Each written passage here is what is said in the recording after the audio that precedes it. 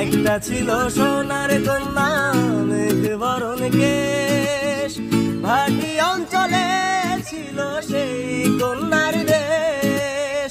দুই চোখে তারা হারে কি মায়া, নদীর জলে পড়লো কন্যার ছায়া। তাহার কথা বলি, তাহার কথা বলতে বলতে নাও দৌড়াইয়া চলি। আমি তাহার কথা বলি, তাহার কথা বলতে বলতে নাও দৌড়াইয়া চলি।